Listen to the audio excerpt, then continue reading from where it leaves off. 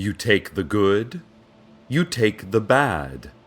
You take them both, and there you have spiders crawling out of a red velvet cupcake. Welcome to Night Vale.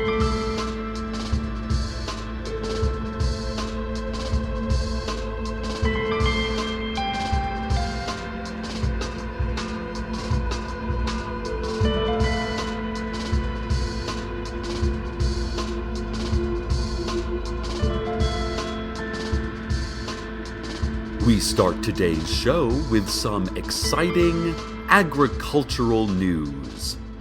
John Peters, you know, the farmer, said his winter orange crop is outstanding this year. He said there are oranges everywhere. Delicious clementines, juicy Valencias, rich navels, and bold blood oranges. John said there are so many oranges, a real bumper crop, he said. A real orange-tacular, he did not say. A real orange-a-thon, he never would have said. A real orange-ocalypse, he may have thought, but kept to himself. John, speaking to a pack of local reporters, and backed by a group of farmers wearing black double-breasted suits and red silk ties, said this is the dawning of a new citrus economy in Night Vale. John said, "Citrus is our future. Citrus holds the key to prosperity. Citrus holds the key to health. One particular orange here literally holds the key to a one-sided door in the middle of the desert. If you find that orange," John said, "I will pay you dearly for it." Or rather, John corrected himself, "you will pay dearly for it." Then John said, "Either way, whatever. Would love to have that orange, my friend.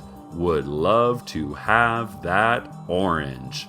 Yes, sir," he punctuated. Or ma'am. Or neither. I mean, whoever. Sure would love to have that orange, he chuckled while sweating and adjusting his wooden hat. John then tossed some oranges to the reporters. The reporters caught the oranges and then began to disappear and reappear, blinking in and out of existence. Quickly at first, then slowly, then more out of existence than in, until they were all gone. More on this story as it develops. The city council announced today that they just can't be here anymore. They said this in unison, standing in a cramped meeting room and wearing tiny rectangular sunglasses. They added that they wish us all the best in our final weeks. Then, they made the standard American Sign Language "I love you" gesture as smoke filled the room. Witnesses said the smoke smelled of maple and was a little briny, but not unpleasantly so. When the haze cleared, the city council was still standing in the room, apologizing, claiming, "This usually works," and then, no longer speaking in unison, casting blame on each other for not believing hard enough, and that if it weren't for so-and-so, they'd all be on a beach somewhere, safe from the bears or whatever those things are. When asked for an explanation about the bears, or whatever those things are, the council simply whispered in unison, "Mistakes."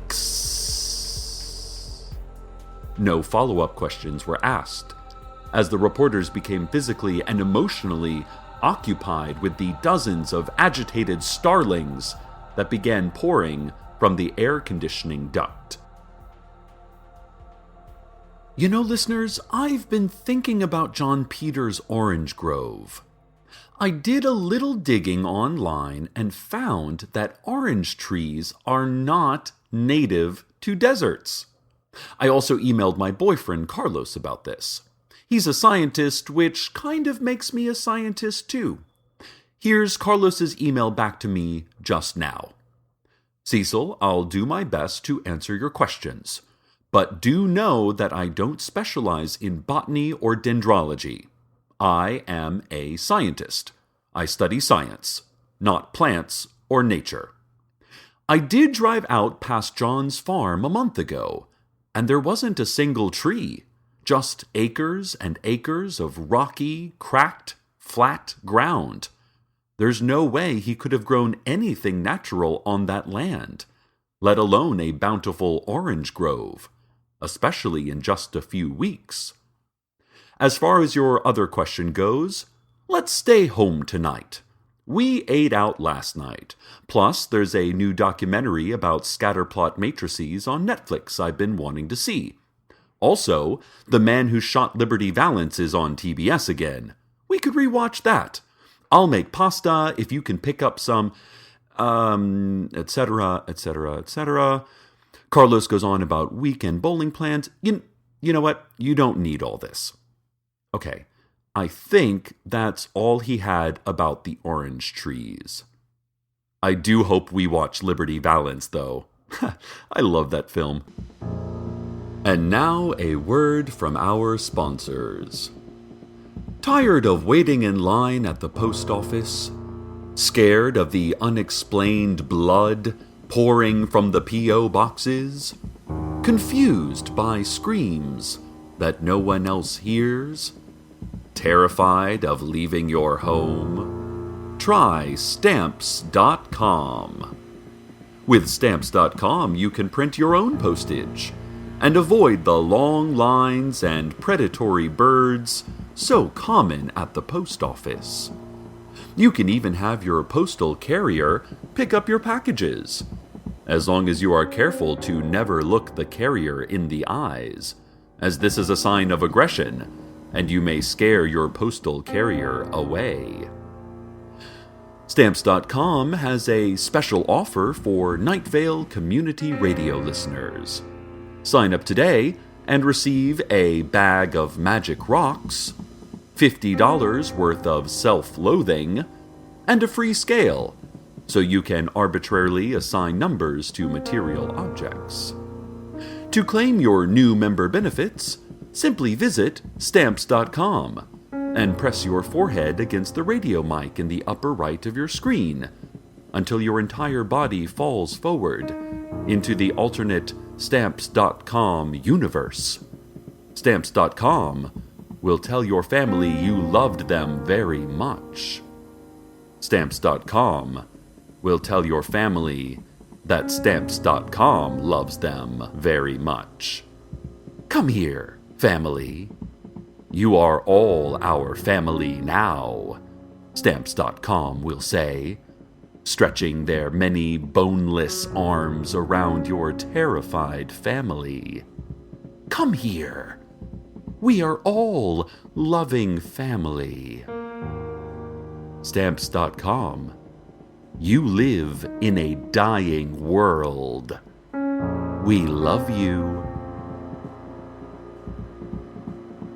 Ladies and gentlemen, we've just received word that the Ralphs is stocked full of fresh orange juice from John's farm. It's called JP's OJ, where the O in OJ is a bright cartoonish sun with big pink eyes and a strained, toothy smile. And the J is a sickle the sun is using to slice down ripe oranges from a large tree. Adam Bear, weekday shift manager at the Ralphs, said they have removed all other produce to stock JP oranges, and even emptied out the refrigerators to fully showcase all of JP's mouth-watering stock of fresh juice. Even several of the dry goods aisles had to be cleared out, Adam said, pulling oranges from his apron pockets. He continued pulling oranges from his tiny pocket, mesmerized by their seeming infinitude and unable to continue speaking as he began to blink out of existence. Listeners, we here at Night Vale Community Radio need to offer the following correction. In a previous broadcast, we described the world as real. We indicated, using our voice, that it was made up of many real objects and entities, and we gave descriptions of these disparate parts. We even went so far as to ascribe action and agency to some of these entities. But, as we all know, nothing can be fully understood to be real. Any description of the world we give is simply the world we experience, which is to say, a narrative we force onto whatever horror or void lies behind the scrim of our perception. We at the station offer our deepest, most humble apologies for the previous, erroneous report. We affirm once again that nothing is real, including this correction, and least of all, your experience of hearing it. This has been Corrections. More now on the Orange Grove. Intern Maureen brought it to my attention that until today, John Peters, the farmer, has been missing for about 4 months. Former intern Dana was the last to see him. Unfortunately, we do not know where Dana was when she saw him. We are also unclear as to when Dana was, as time and space seem to not apply to Dana these days. She's been without a phone charger for about 8 months now, and we're still texting. Also, I'm not sure how she's been paying her cell phone bill. Maureen? What is that? Maureen, that's not a glass of orange juice you're drinking, is it? Oh, I see. She got it from our station break room, not from the Ralphs, so it's probably safe then. Oh, well, thank you for the offer, Maureen, but I'm still working on my coffee. Maureen? Is everything okay? Listeners, Maureen is just staring at me, silent, a single bead of sweat running down her left temple. She is staring now at the orange juice. She is biting her upper lip with her lower jaw and breathing through her nose. Her cheeks are flushing and she is shaking her head very, very slightly. That looks like a no. Is that a no, Maureen? Listeners, I think that's a no from Maureen. Oh dear. Maureen just flickered.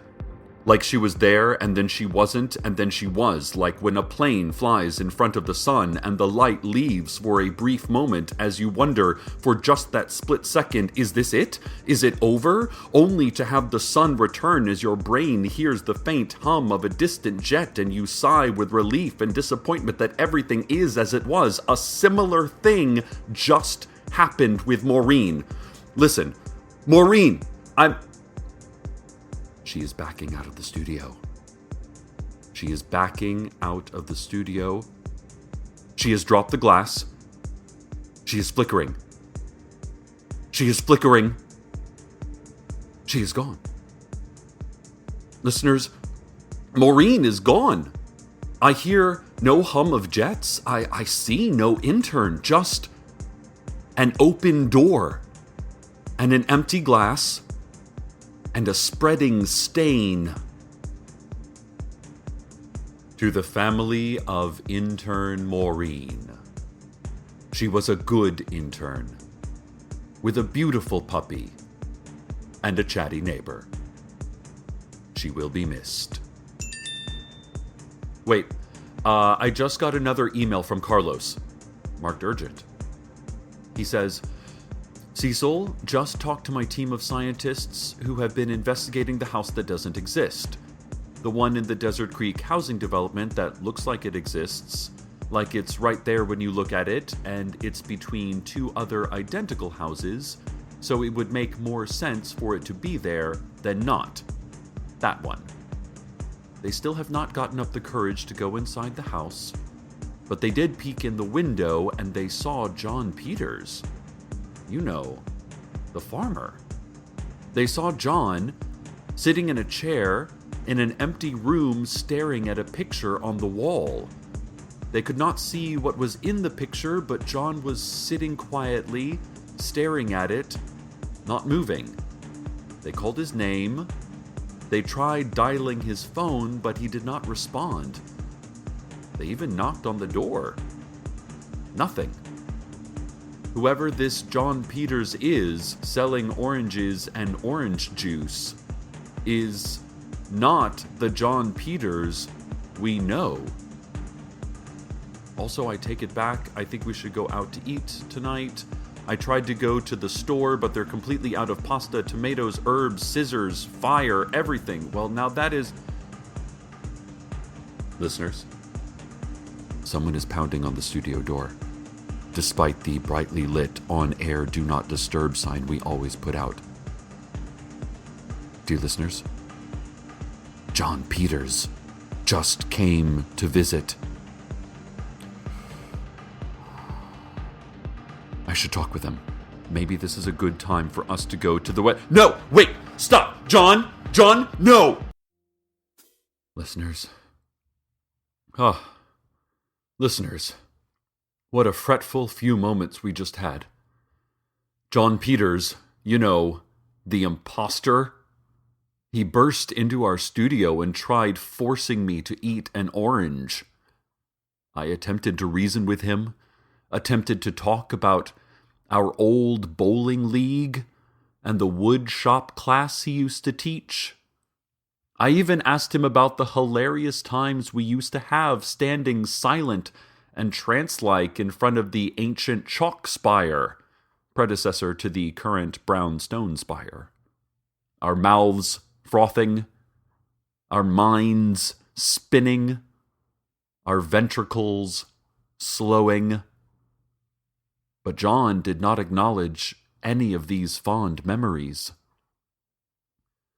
As a last resort, with the orange nearing my face and my back pressing hard against the sharp edge of my broadcast table, I grabbed my phone to tell Carlos that if I didn't make it home tonight, it wasn't because I didn't love him, or didn't want to watch a documentary on special scientific graphs, or was too obsessed with my job to relax and enjoy a good meal and some television. It was only because I was zapped out of existence by a lunatic non-John Peters.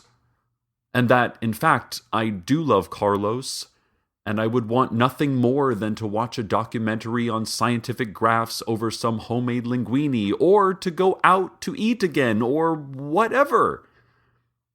But then, as I grabbed my phone, I thought, that's way too long to write for a text. So I just hit John Peters upside the head with it, knocking him unconscious. And the sheriff's secret police came to carry the fake John away, telling me that I didn't see anything here. But then the StrexCorp affiliated station management arrived and asked the sheriff and his secret police to stand down, and that they, the secret police, didn't see anything here and to move along like nothing happened. The secret police nodded and quietly shuffled out of the building, heads facing down at their shoes. There's still an empty OJ glass on the floor. The carpet around it is dark, not with liquid stain, but with void. The spilled juice has taken the rug, wherever it has taken Maureen, wherever it has taken the reporters, wherever it probably took the real John Peters, you know, the farmer. Oh. My producer, Daniel, just gave me a disapproving smile as he handed me this note. Strex Corp Synernists Inc., majority shareholder of JP's OJ Ltd., is recalling all oranges and juices due to... And here there's just a dark red smudge across the words.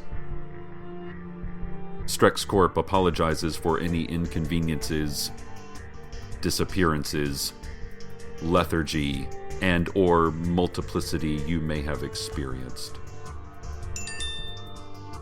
Oh. Carlos texted. No pasta, but there's leftover falafel and an unopened bag of nutmeg seeds to snack on. XOXO. And then there's an emoji of two dinosaurs chasing an early 80s Ford Mustang up a palmetto-lined suburban street as some residents look on, shocked and scared, a few laughing, others undisturbed as they mow their lawns or sculpt their fruit-shaped topiary bushes. Oh, man. Oh, that's very cute. Listeners, let me release my own special announcement. Cecil Palmer would like to not be late for dinner. Stay tuned next for an hour that will feel like minutes, but will in actuality take weeks. Good night, Night Vale. Good night.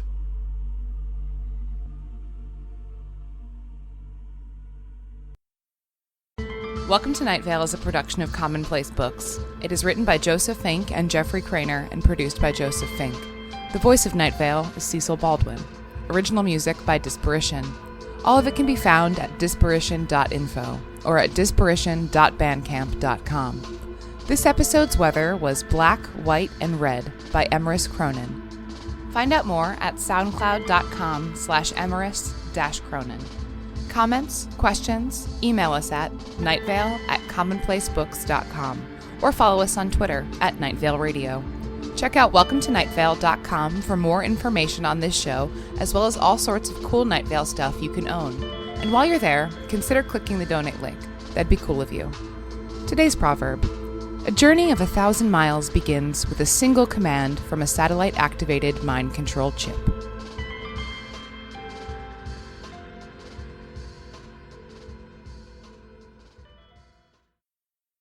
Hello, Joseph Fink here. Don't forget to pre-order the 2 books I have coming out this year. That is, The First 10 Years, Two Sides of the Same Love Story, my funny and romantic memoir about the disagreements in memory I wrote with Meg Bashwinner, MC and tour manager of the Night Vale Live Show. And the other book, The Halloween Moon, my first novel for ages 10 and up, a surreal novel that is a celebration of Halloween and all it stands for. Pre-order these books wherever you get your books. Pre-ordering helps authors a great deal. I really can't state that enough. Okay, thanks.